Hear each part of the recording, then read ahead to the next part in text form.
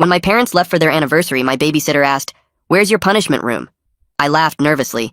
"We don't do time out. My parents don't even ground me." "Then we're starting today," she responded, dragging a chair towards our hallway closet. She was actually going to lock me in there. I pulled out my phone to text my parents that their babysitter was insane, but she snatched it. "No devices. Your parents' orders."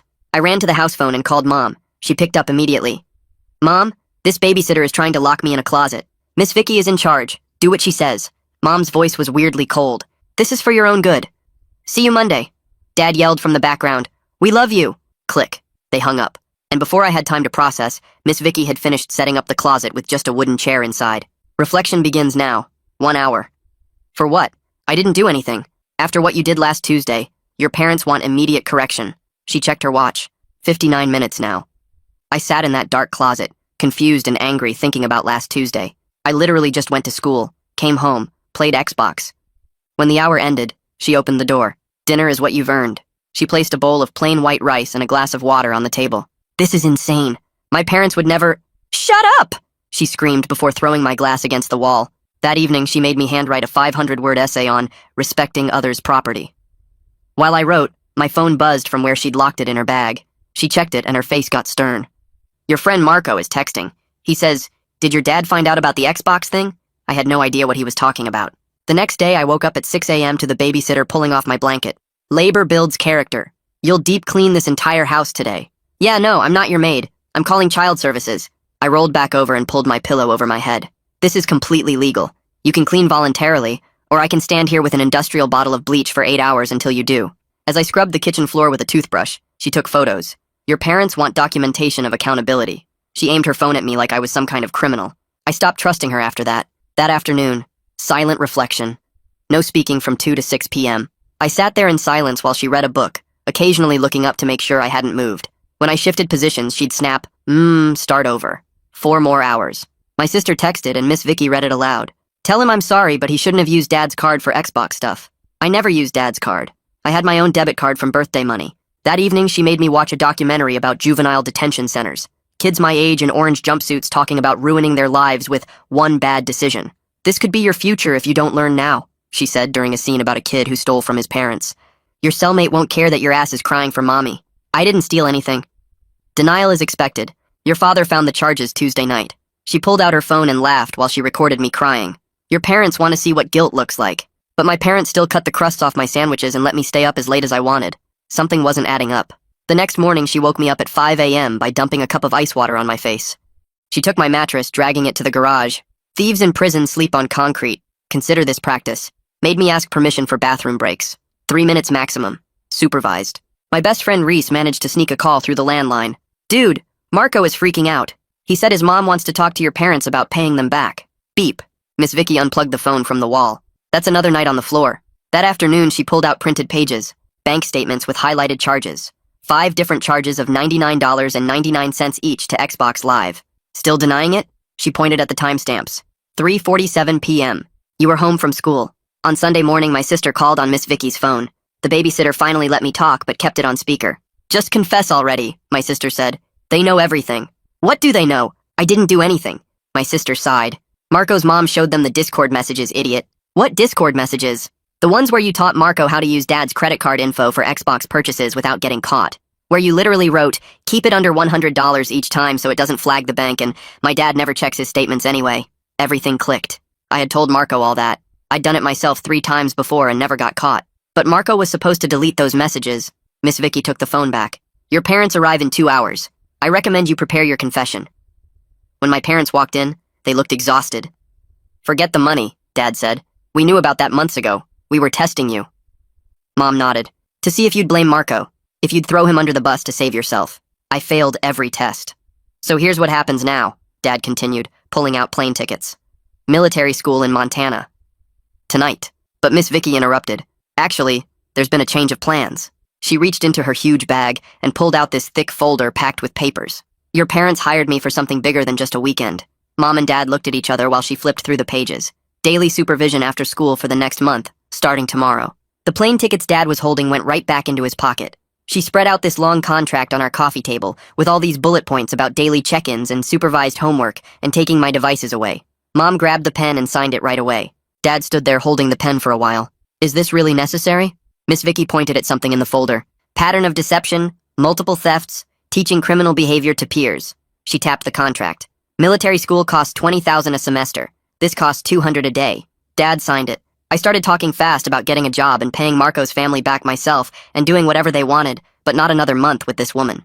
The decision is final, Mom said. You taught another kid to steal from his parents. My sister was watching from the stairs and actually looked sad for me. The rest of Sunday was just Miss Vicky setting up her new system with charts and schedules all over the kitchen. Monday after school, I walked in, and she was already there in our living room with a clipboard and this kitchen timer. She made me dump everything out of my backpack onto the floor and checked every single pocket and zipper. My phone went straight into her bag until homework was done. The timer got set for exactly 2 hours. I sat at the dining table doing math problems while she watched from the couch, taking notes about everything I did. Tuesday at the school was worse because Jet Huffman, the counselor, pulled me out of second period. He asked why I looked so tired, and I told him about the whole weekend with the closet and the floor and everything. He wrote stuff down in his notebook and said he needed to make some calls about what counts as appropriate discipline. Then at lunch, I saw Marco in the hallway, and he turned around and walked the other way as soon as he saw me. Word was getting around school about what happened. Some kids thought I was a snitch who got caught and ratted out Marco. Other kids heard I taught him how to steal from his parents. Reese still sat with me at lunch, but he kept looking around like he didn't want people to see us together. Wednesday after school, Miss Vicky had 4 pieces of paper lined up on the table. Apology letters to Marco, his mother, your father, and the credit card company. Each one had to be 500 words minimum explaining exactly what I did wrong. She set up her phone on this little tripod thing and filmed me writing them. Your parents want to see accountability in action.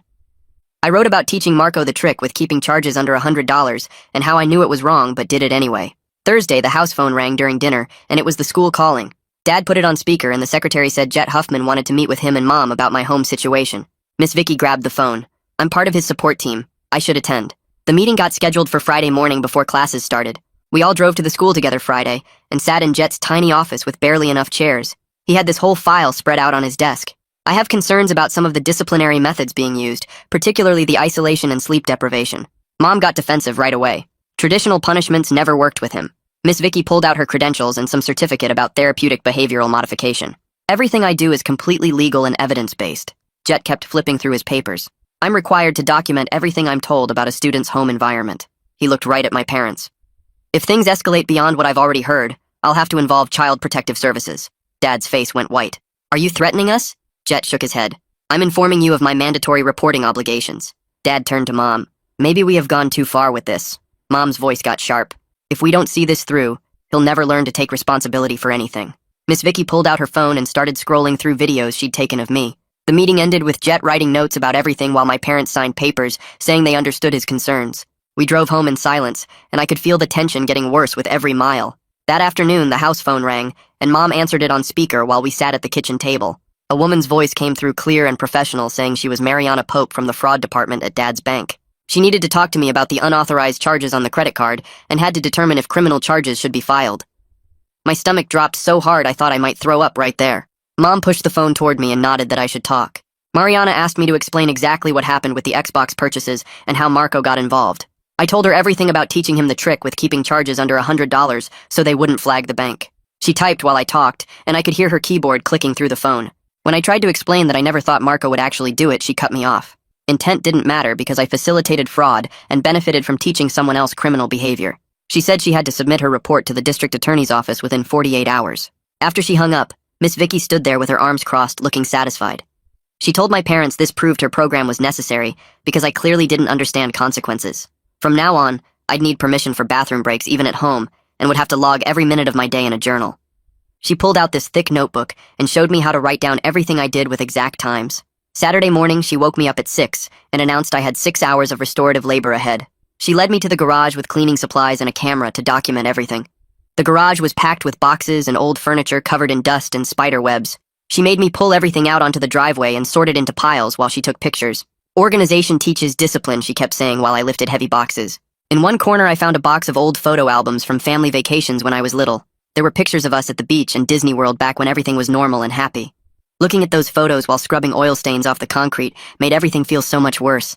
My back hurt, and my hands were raw from the cleaning chemicals, but she wouldn't let me take a real break. Just 5 minutes for water every hour while she filmed me drinking it for my parents. By noon, I'd only gotten through half the garage, but she made me keep going. That evening, after I'd finally finished and showered, the phone rang again. Mom answered, and I heard my Uncle Todd's voice asking about what was going on with me. She explained everything about the credit card theft and Marco and how we were dealing with it. Todd said he wanted to help and offered to hire me at his restaurant so I could earn money to pay everyone back. It was the first good news I'd had in days, but Miss Vicky grabbed the phone.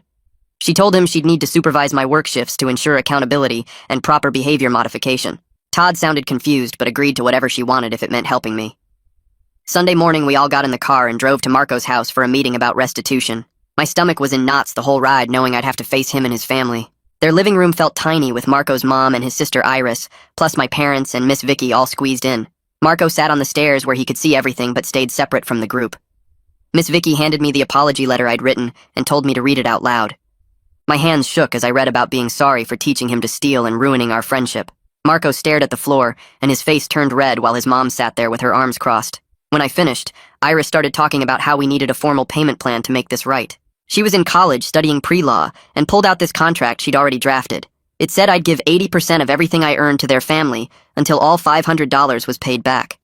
Everyone had to sign it, including me, and she made copies for everyone to keep. Marco's mom said he'd lost all his gaming privileges indefinitely and wasn't allowed to hang out with me anymore. We drove home in silence again, and I went straight to my room feeling worse than ever. That night I couldn't sleep and heard my parents talking in their room down the hall. Dad's voice was louder than usual, saying $200 per day for Miss Vicky was insane. Mom argued back that military school would cost way more, and at least this was working. They went back and forth about money and whether 3 weeks of this woman was really necessary. Finally, they agreed to keep her for 2 more weeks and then reassess the situation. Monday at the school felt different because everyone was staring at me in the hallways. During third period, the principal's secretary came to my class and said I was needed in the office. My teacher looked concerned as I grabbed my stuff and followed the secretary down the hall. In the principal's office, a police officer was waiting with a notebook and badge that said, Axel Barker. He said he was following up on the fraud report from the bank and needed my official statement. The principal left us alone, and Officer Barker started asking questions about the Discord messages and credit card scheme. I told him the truth about everything because lying would only make things worse at this point. He wrote down every word about teaching Marco the trick and doing it myself 3 times before. When he finished writing, he explained that since I was a minor with no prior record, I'd probably get offered a diversion program. This meant community service and counseling and staying out of trouble for 6 months instead of going to court. It still sounded terrifying, but better than juvenile detention, which he said was the other option. He gave me papers for my parents to sign and said someone from the prosecutor's office would contact us soon. Miss Vicky was already pulling out this huge calendar from her bag before Officer Barker even left the office. She spread it across the principal's desk and started drawing boxes with different colored markers while muttering about structure and accountability. The principal looked uncomfortable watching her take over his workspace, but didn't say anything. She wrote diversion program in red letters across the top and started filling in time slots for every hour of my day. School got yellow blocks, homework got green, community service got blue, and something called reflection time got black. She snapped photos of each page and said my parents would get daily updates on my compliance. By the time she finished, there wasn't a single empty hour anywhere on that calendar. She folded it up and handed it to me, saying idle hands were what got me into this mess. The walk back to class felt longer than usual, with everyone staring through the classroom doors as I passed. That night, my parents signed all the papers Officer Barker left, and Miss Vicky taped the calendar to my bedroom wall. She stood there with her arms crossed, making sure I understood that any deviation would be reported to the court immediately. Tuesday morning came fast, and Mom drove me to the courthouse for my first meeting with the diversion program. The building was bigger than I expected, with metal detectors at the entrance and guards checking bags. We waited in a room full of other kids and their parents until a woman called my name. Elodie Waters had short gray hair and glasses that made her eyes look huge. She led us to a small office with certificates all over the walls and a desk covered in folders. Mom sat next to me while Elodie opened my file and started reading through the charges. She explained that completing the program meant no criminal record, but failing meant going to court. The requirements were simple but strict. 100 hours at the food bank, weekly check-ins, family counseling, and staying out of any trouble for 6 months. She handed me a paper to sign and said my first shift would be tomorrow after school. Her voice wasn't mean, but it wasn't friendly either. She treated this like business and made it clear that excuses wouldn't work with her. Wednesday, I took the bus to the food bank instead of going home. The building used to be a grocery store, but now had signs about donations and volunteer hours. Inside smelled like cardboard and old vegetables. A man named Terrell met me at the front desk and showed me where to sign in. He didn't ask what I did or why I was there. He just handed me gloves and pointed to a mountain of canned goods that needed sorting. Other kids were already working and nobody talked much. We sorted beans from corn from soup for 3 hours straight. My back hurt from bending over boxes and my hands were sore from moving cans. Terrell checked my work once but mostly left us alone. When my shift ended, he signed my paper and said he'd see me next week. Thursday was worse because Miss Vicky drove me to our first family therapy appointment. The office was in a strip mall between a nail salon and a pizza place. Kieran Morrow looked younger than I expected, with a beard and jeans instead of a suit. His office had toys on the shelves, even though we weren't little kids. Mom and Dad sat on the couch while I got stuck in a chair facing everyone. Kieran asked Dad to start by explaining when he first noticed the charges. Dad's face got red as he admitted seeing them 2 months ago, but hoping I'd confess on my own. Mom jumped in saying she wanted to handle it immediately, but Dad kept putting it off. They started arguing about whose fault it was, until Kieran raised his hand for quiet. He asked me directly how it all started. I stared at my shoes and told them about wanting the new zombie game that cost $60. Dad had already said no when I asked for money, so I memorized his card number from when he ordered pizza online. The first charge was just $20 for game currency, and he never noticed. Then $40 the next month for a season pass. Then $60 for that zombie game I wanted. Each time got easier because nothing bad happened. When Marco complained about being too broke for games, I felt smart showing him my trick. I taught him to keep charges under 100 to avoid the bank calling and to delete purchase emails right away. Kieran wrote notes while I talked and asked if I understood why Dad felt betrayed. Friday at the school was brutal because everyone knew about the police visit. Kids whispered in the hallway and pointed when they thought I wasn't looking. Some girl I didn't even know called me a thief loud enough for everyone to hear. Marco's friends gave me dirty looks in the cafeteria, and one kid shoulder-checked me at my locker. Reese walked with me between classes, but said Marco's friends were planning something and I should watch out. Even teachers looked at me differently, like they were disappointed. That weekend, Miss Vicky announced her new plan for reflection sessions. She set up her phone on a tripod in our living room and made me sit in a chair facing the camera. For the next hour, she asked questions about my crimes while recording everything. She wanted details about every stolen dollar and what I spent it on. She asked why I thought I was smarter than the bank, and whether I felt guilty. When I tried to explain, she cut me off saying she only wanted facts, not excuses. Sunday's session was even worse because she kept pushing about my criminal sophistication. She made me explain the whole system again with keeping charges small and deleting emails.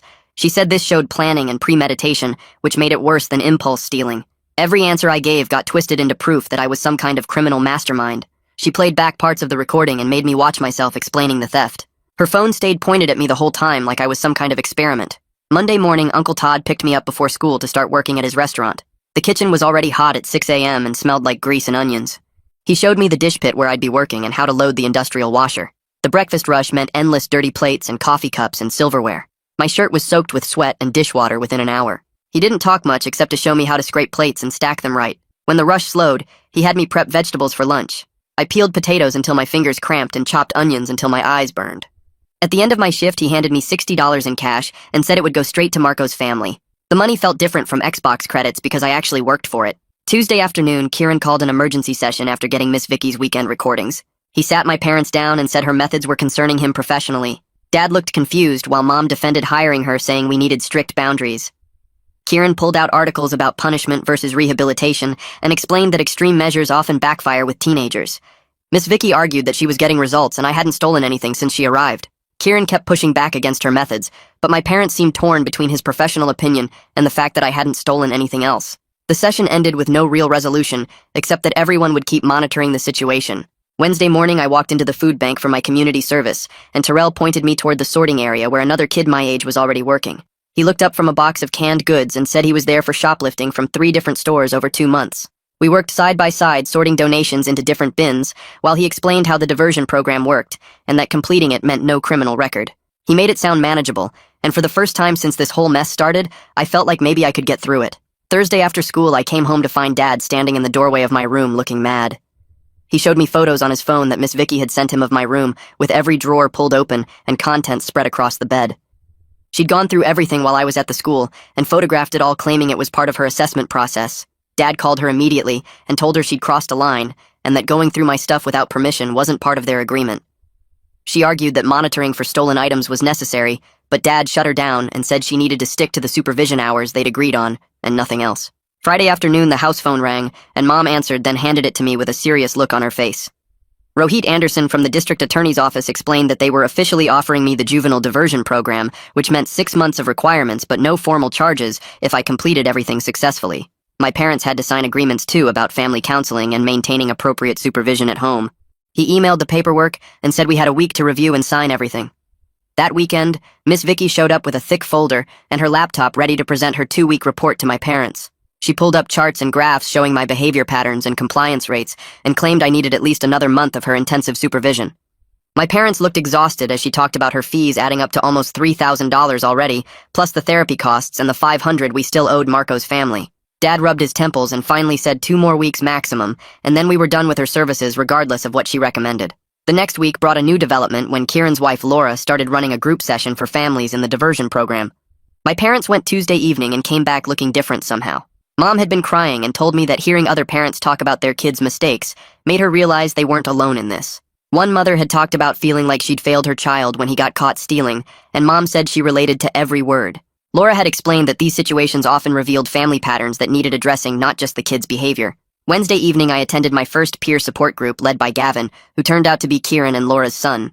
He was 17 and had gone through the diversion program 2 years earlier for vandalism after spray painting buildings downtown. He talked openly about how angry and ashamed he'd felt at first, but said those feelings faded as he worked through the program. He told us the lessons stuck if we let them, and that he actually felt grateful now for getting caught before things escalated. By the 3rd week, I'd fallen into a routine that left no time for anything except obligations. School until 3, then either the food bank or Uncle Todd's restaurant until 6, then home for supervised homework with Miss Vicky watching, then therapy or group sessions, then bed by 10. My body ached from the restaurant work, and my brain felt fried from all the therapy. But I hadn't even thought about video games or Discord in days. The structure was exhausting, but it kept me too busy to get into any more trouble, which was probably the whole point. Wednesday of that week, I walked up to Marco's house with an envelope containing $200 from my restaurant work. Iris answered the door and took the money professionally, giving me a typed receipt that showed the remaining balance of $300. I could see Marco sitting on the stairs behind her watching, but he didn't come down or say anything. His mom appeared and said he was still processing the betrayal and needed more time before he'd be ready to talk to me if ever. Thursday's family therapy session got intense when Kieran asked Dad about something he'd discovered. Dad admitted he'd been monitoring my old Discord account and showed us screenshots of messages from my gaming friends. Some were making jokes about me being in baby jail, while others seemed genuinely worried and asked if I was okay. Dad had been reading everything but hadn't responded to anyone. Kieran suggested I write a brief explanation to close things out properly, then delete the account entirely to remove the temptation. Friday at the school, Jet pulled me aside between classes to check how things were going. He'd been keeping tabs on the situation through official channels and teachers' observations. He noted that I looked tired but more stable than before, and my grades were actually improving without the gaming distraction. He reminded me his door was always open if I needed someone to talk to outside of all the mandatory sessions. The improvement was real, but it came at a cost of feeling like every minute of my life was scheduled and supervised and documented. Saturday morning, Miss Vicky showed up with a thick folder and spread papers across our dining table while announcing her final week would include something she called a behavioral assessment. She pulled out personality tests with hundreds of questions about how I'd react in different situations and made me sit there for 3 hours filling in bubbles while she watched. After that came essay prompts about my crimes where I had to write 500 words about why I taught Marco to steal and another 500 about the damage I'd caused. She set up her phone on a tripod and recorded me doing role-playing exercises where she'd pretend to be one of my friends asking me to do something illegal, and I had to practice saying no in different ways. The whole thing made me feel like some kind of lab rat being studied for a science experiment. Monday's assessment got even weirder when she brought up specific details about how I'd taught Marco the credit card trick in person at his house, but then deleted all our Discord messages about it afterward. She kept pushing me to admit this showed I knew what I was doing was wrong and that I was trying to cover my tracks. I tried explaining I was just being careful because I didn't want my parents finding out about the Xbox purchases, not because I was planning some big crime spree. She wrote down every single word I said in her notebook, muttering about how the court needed to understand my thought patterns and decision-making process. Tuesday morning, I was eating cereal when the doorbell rang, and Officer Barker stood there in his uniform, asking to speak with my parents. My stomach dropped, thinking I was about to get arrested, but he actually came with good news that Marco's family had decided not to press any additional charges since they were satisfied with the restitution agreement we'd worked out. He explained that as long as I completed the diversion program successfully, this whole mess wouldn't follow me to college or show up on background checks for jobs. Walking back to the kitchen after he left, I actually felt something I hadn't felt in weeks, which was real hope that maybe my life wasn't completely ruined after all. Wednesday at the food bank, I was stacking canned goods when Terrell came over and said I'd been doing really good work for the past few weeks. He asked if I'd thought about maybe continuing to volunteer, even after my required hours were done because they could always use the help. The question caught me off guard because I realized I actually might want to keep coming back, since helping people who really needed food made me feel useful in a way I'd never experienced before. Nobody there judged me or asked what I'd done to end up doing community service, and the other volunteers just treated me like a regular person. Thursday's family therapy session with Kieran focused on rebuilding trust between all of us, and he had us work together to create a family contract. We spent the whole hour writing down clear expectations and consequences that everyone could agree on, with Mom promising no more surprise babysitters or extreme punishments, and Dad agreeing to actually communicate when he was upset, instead of plotting elaborate tests. I had to promise no more lying or stealing, obviously, but also to be honest about my feelings instead of just pretending everything was fine all the time. Kieran typed it all up and printed copies for everyone to sign like it was some kind of official document. Friday marked Miss Vicky's last official day, and she showed up with a 20-page report she'd written about my progress over the past month. She sat at our kitchen table reading highlights to my parents about how I'd shown improvement in accountability and responsibility, but still recommended ongoing monitoring to ensure I didn't backslide. My parents thanked her for her services and handed her a check, but made it clear we'd be handling things internally from now on, with professional support from Kieran and the diversion program. She packed up all her folders and timers and clipboards and left without even saying goodbye to me directly. That weekend felt completely strange without her constant presence watching everything I did and timing my activities. My parents still enforced rules like checking my homework and limiting screen time, but they did it like normal parents instead of prison guards with stopwatches. Saturday night, we actually sat down for dinner together and talked about regular stuff like Dad's work project and Mom's book club instead of my crimes and rehabilitation.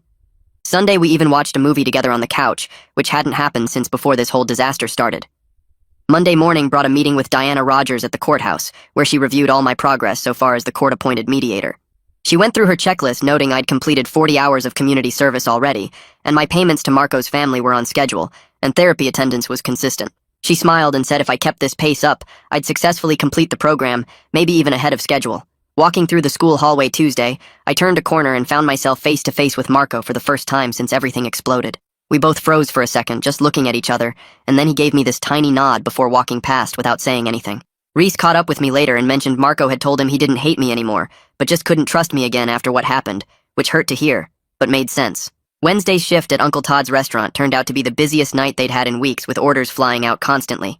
I washed dishes and chopped vegetables for 6 hours straight until my hands were raw, but somehow the steady rhythm of the work felt good. Uncle Todd came back to check on me near closing time and mentioned that once I'd proven myself reliable for a few more weeks, he might start teaching me some actual cooking skills instead of just prep work. Having someone actually believe I could be better and learn something useful made me want to work even harder to prove him right. Thursday's meeting with Elodie Waters went better than expected. She flipped through my file, checking off all the boxes while I sat across from her in that small courthouse office that smelled like old coffee and printer ink. She looked up from the papers and actually smiled for once. Monthly check-ins from now on. She stamped something official looking and handed me a new schedule. Most kids in the program took way longer to get their requirements reduced, but I'd been hitting every deadline and showing up to everything on time. Friday brought our regular family therapy session, but this time my sister came along. She sat between my parents on Kieran's couch, picking at her nail polish, while he asked her why she wanted to be there. She started crying when she talked about how scared she'd been watching me change into someone she didn't recognize over the past year. The lying and sneaking around had gotten so bad she didn't know who I was anymore. We spent the rest of the hour working out a deal where she'd stop covering for me if I'd stop putting her in that position. 2 months had passed since this whole disaster started, and I walked into Marco's house with another envelope. $400 this time from all my restaurant shifts and some extra hours Uncle Todd had given me. Iris counted it carefully and wrote out a receipt while Marco's mom watched from the kitchen doorway. Only $100 left to pay, and this part would be over. Uncle Todd pulled me aside after my shift that week and told me I'd earned a raise. Not a huge one, but enough to notice in my paycheck. He'd been watching me show up early and stay late without complaining, and said that kind of work ethic deserved recognition. The money felt different when I'd actually worked for it instead of stealing it. Gavin's peer support group met every Tuesday in the basement of the community center. We'd been going through the motions for weeks, but something clicked during that session when we talked about triggers. One kid mentioned how volunteering at the food bank made him realize that wanting expensive video games was such a stupid problem compared to families who couldn't afford groceries. We spent the rest of the hour coming up with strategies for when we saw stuff we wanted but couldn't afford. Writing it down and waiting a week before deciding if we really needed it. Finding free alternatives. Remembering what happened last time we took shortcuts. School had mostly gone back to normal by then. Some kids still whispered when I walked by, but most had moved on to newer drama about who was dating who or whatever fight happened at last week's party. Jet Huffman stopped me in the hallway between classes to check how things were going. He said I looked healthier, and my teachers had mentioned I was actually paying attention in class now. Without staying up all night gaming, my grades had gone from barely passing to solid Bs and even an A in history. 3 months after everything exploded, I made the final $100 payment to Marco's family. Iris had all the paperwork ready and gave me the signed completion document I needed for court. Marco's mom thanked me for following through with the payments and said she hoped I'd learned something from all this. Marco watched from the top of the stairs but didn't come down. His mom said he still wasn't ready to talk, but maybe someday he'd be able to forgive me. Diana Rogers scheduled a review meeting the next week at the courthouse. She went through my entire case file, checking off each requirement like she was grading a test. Community service hours completed ahead of schedule. Full restitution paid. Perfect therapy attendance. No new incidents or violations. She typed up her report right there in front of me, recommending the court close my case 3 months early for exceeding all expectations. The actual court hearing only took about 10 minutes. Rohit Anderson stood up and told the judge I'd gone above and beyond what was required in the diversion program. The judge looked through the file and asked me if I understood that any future violations would result in immediate prosecution. I said yes, and meant it. She signed the order sealing my juvenile record and officially closing the case. My parents actually smiled at me for the first time since this whole thing started. That weekend, we had a small dinner at home to celebrate. Nothing fancy, just grilled chicken and salad, but we all sat at the table together like a normal family. Dad said he'd noticed real changes in how I handled responsibility and thought about consequences now. Mom admitted she'd let fear make her go overboard with the whole Miss Vicky situation and should have handled things differently. We didn't pretend everything was perfect, but it felt like we were finally moving forward instead of just dealing with crisis after crisis. About a week later, I was at the grocery store grabbing milk for Mom when I turned the corner and almost ran straight into Miss Vicky. She was with another family and had her hand on some kid's shoulder while his parents picked out cereal. We locked eyes for a second, and she gave me this small nod before turning back to her new client. The kid looked miserable and exhausted, just like I had 3 months ago. I grabbed the milk and left without saying anything, but realized something had changed. She didn't scare me anymore because I understood now she was just doing the job my parents hired her for, even if her methods were completely insane. Uncle Todd called me into his office at the restaurant the next week and pushed a folder across his desk with employment paperwork inside. He said I'd shown up every shift for 3 months straight and never complained about washing dishes or mopping floors, which apparently impressed him more than he expected. The papers showed a raise to $12 an hour and guaranteed 20 hours a week during school, 30 in summer. I signed everything and shook his hand, feeling weird about having a real job that wasn't just paying back stolen money. He walked me through the kitchen and showed me the prep station where I'd start learning basic knife skills next week. The other cooks nodded at me differently now, like I belonged there instead of just being some kid doing community service. That Thursday was supposed to be our last family therapy session with Kieran, but when we got there, he had evaluation forms spread across his desk. He went through each category checking boxes about communication improvement and conflict resolution skills, while Mom and Dad answered his questions about how things felt at home now. After 40 minutes of reviewing our progress, he closed the folder and said we'd accomplished more than most families manage in a year of sessions. Dad asked if we should keep coming anyway since it helped us talk about stuff we used to ignore. Kieran suggested monthly check-ins instead of weekly sessions and gave us worksheets to practice the communication tools at home. We scheduled the next appointment for 4 weeks out and walked to the car without the usual heavy silence that used to follow therapy. 6 months had passed since everything started when I spotted Marco at the school basketball game sitting with kids I didn't recognize. I was getting nachos at halftime when he walked over and stood next to me at the concession stand without saying anything at first. He grabbed a water bottle and finally said he didn't hate me anymore, but couldn't forgive me yet either. I told him I understood and started to walk away, but he said wait, and told me he respected how I handled everything after getting caught, paying his family back and doing all the court stuff without trying to dodge responsibility. We stood there for another minute before he went back to his friends, and I went back to mine, knowing we'd never hang out again, but at least the anger was gone. Spring came, and suddenly everyone was talking about graduation and college applications started showing up in my email. The criminal history question made my stomach drop every time, until I remembered Diana Rogers explaining that completing diversion meant I could honestly check no since my record was sealed. I filled out application after application, writing essays about overcoming challenges and learning from mistakes without mentioning the specific crimes that taught me those lessons. My grades had actually gone up since I stopped gaming all the time and started structuring my days around work and volunteering. The food bank scheduled me for regular Friday afternoon shifts now, and Terrell started having me train the new diversion kids who showed up scared and angry, just like I had 6 months ago. I showed them how to sort canned goods and stack boxes while telling them the program wasn't as bad as it seemed if they just did what they were supposed to do. One kid asked if I was staff and seemed shocked when Terrell said no. I was just another diversion kid who stuck around after finishing my hours. It felt good helping them see they weren't doomed just because they messed up once. At home, things settled into new patterns where Mom asked about my day and actually listened to the answer while Dad and I cooked dinner together on Sundays. We had family meetings every 2 weeks using the format Kieran taught us where everyone got 5 minutes to talk without interruption about anything bothering them. My sister started joining us for movie nights again instead of hiding in her room, and we even played board games sometimes without anyone getting mad about losing. The crisis that almost sent me to military school had somehow turned into us actually acting like a family, instead of just people living in the same house. Sitting in my room one night finishing homework, I thought about how different everything could have been if Marco's mom hadn't found those Discord messages.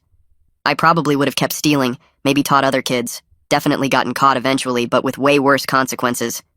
Getting busted at 15 with $500 in Xbox charges sucked hard, but it stopped me before I became someone who thought stealing was normal. The months of punishment and programs and payments were awful, but they worked, making me understand that every crime has victims even when you tell yourself nobody gets hurt.